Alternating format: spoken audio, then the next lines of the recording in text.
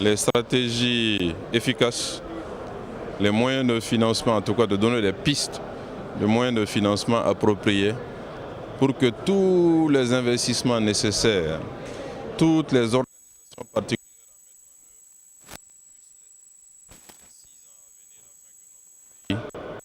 atteindre son objectif.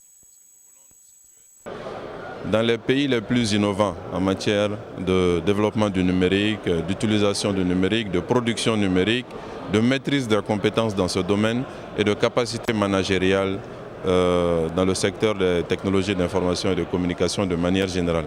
Donc il s'agit pour l'atelier, qui sont ici présentes, de travailler pendant 2 jours afin que le document qui a été déjà présenté par le ministère de l'économie numérique, qui mérite d'être félicité, et à travers lui tous ceux qui ont concouru à ce travail collégial et participatif, que ce document puisse tenir compte de ses apports, de ses compétences, de ses expériences et donc permettre de doter le pays en outils appropriés pour faire du Mali un pays numérique à l'horizon de 6 à 7 ans. Donc je pense qu'aujourd'hui ce n'est pas au-dessus de nos forces.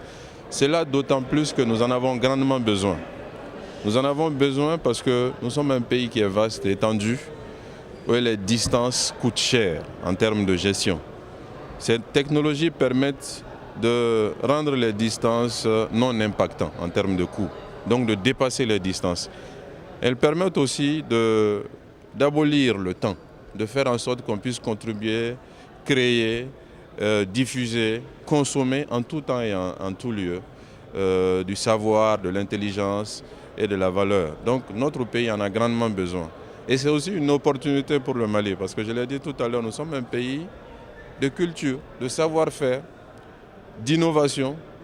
Et ces savoir-faire, cette innovation peuvent utiliser le numérique pour être véhiculés, être diffusés partout dans le monde et donc apporter aussi au Mali en termes d'image et apporter au Mali en termes de position, de ressources. Donc c'est vraiment tout bénéfice, comme on dit.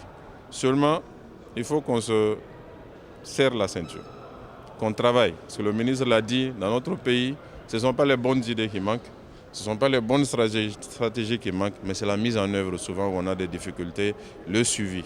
Donc soyons rigoureux dans la mise en œuvre et le suivi. Faisons en sorte que le Mali quitte une position où on est à 0,16 et que nous allons à une position où on est à 0,30. Ça fera vraiment de notre pays un pays bien positionné, de nouvelles opportunités en termes de développement socio-économique du Mali. Monsieur le ministre, juste une question, Premier ministre, juste une question Internet.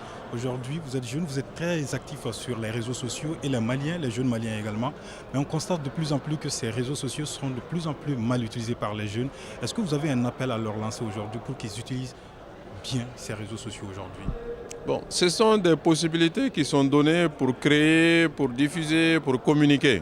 Les gens communiquent, les gens consomment, mais on ne crée pas suffisamment. Peut-être là où il faut faire des efforts, et là c'est pris en compte dans le document de stratégie, c'est d'abord d'augmenter les compétences et les capacités de nos ressources nationales et ensuite les orienter, les inciter vers la production. Vous savez, sur le marché mondial, il vaut mieux être producteur que consommateur. Aujourd'hui, nous sommes consommateurs et quand on consomme, ce sont nos ressources financières qui vont ailleurs. Et quand on produit, ce sont les ressources financières des autres qui viennent chez nous. Donc faisons en sorte d'inciter les jeunes à produire, à être créatifs. Nous avons le socle culturel, le fonds culturel pour ça. Il s'agit de faire ces efforts-là et je pense que dans le cadre de la mise en œuvre de la stratégie, on y arrivera, Inch'Allah. Merci beaucoup.